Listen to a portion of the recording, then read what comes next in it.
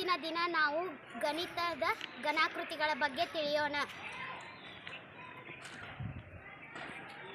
ಇದು ಯಾವ ಘನಾಕೃತಿ?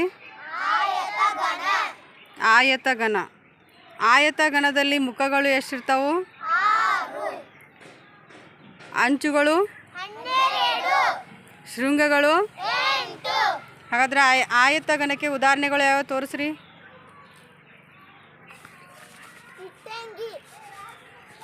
Mobile, box, book, soap, ಪೆಟ್ಟಿಗೆ. ಇವೆಲ್ಲ ಆಯತಘನಕ್ಕೆ ಉದಾಹರಣೆಗಳು. ಇದು ಯಾವ ಘನಾಕೃತಿ? ಚೌಕಘನ. ಚೌಕಘನದಲ್ಲಿ ಮುಖಗಳು ಎಷ್ಟಿರ್ತಾವು? ಅಂಚುಗಳು? 12. ಶೃಂಗಗಳು? 8. ಚೌಕಘನಕ್ಕೆ ಉದಾಹರಣೆಗಳು ಯಾವ ತೋರಿಸ್ರಿ? Cube, box, cube. ಹೌದಾ? ಇವೆಲ್ಲ ಚೌಕಘನಕ್ಕೆ ಉದಾಹರಣೆಗಳು. ಇದು ಯಾವ ಘನಾಕೃತಿ? ಸ್ತಂಭಾಕೃತಿ. ಹಾಗಾದ್ರೆ ಸ್ತಂಭಾಕೃತಿಯಲ್ಲಿ ಮುಖಗಳು ಎಷ್ಟಿರ್ತಾವು? ಅಂಚುಗಳು? ಶೃಂಗಗಳು? ಇಲ್ಲ. ಸ್ತಂಭಾಕೃತಿಗೆ ಉದಾಹರಣೆಗಳು ಯಾವ್ಯಾವ ತೋರಿಸ್ರಿ?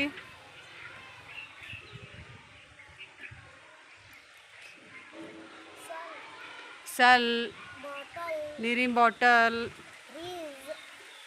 ಪೌಡರ್ ಡಬ್ಬಿ, ಇವೆಲ್ಲ ಸ್ತಂಭಾಕೃತಿಗೆ ಉದಾಹರಣೆಗಳು.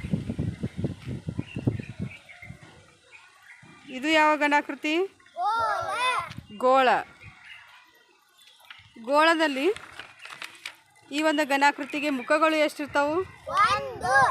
1. ಅಂಚುಗಳು? ಇಲ್ಲ. ಶೃಂಗಗಳು? ಇಲ್ಲ. ಹಾಗಾದರೆ ಇವುಗಳಿಗೆ ಉದಾಹರಣೆ ಯಾವ ತೋರಿಸ್ರಿ?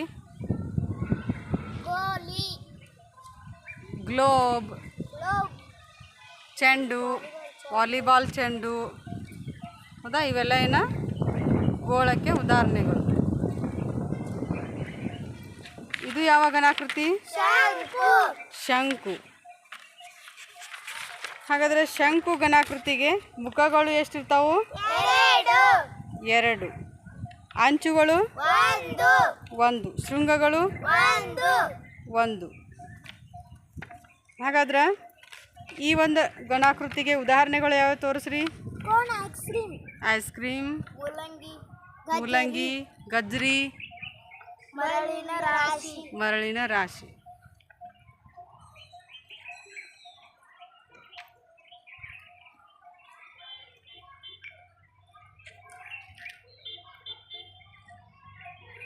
ಇವೆಲ್ಲ ಹಾಗಾದ್ರೆ ಘನಾಕೃತಿಗಳು.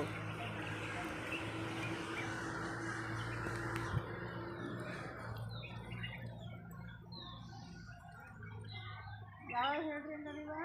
ಫಸ್ಟ್ ಒನ್ ಯಾವ ಘನಾಕೃತಿ? ಆಯತಘನ. ನೆಕ್ಸ್ಟ್ ಚೌಕಘನ. ನೆಕ್ಸ್ಟ್ ಸ್ತಂಭಾಕೃತಿ.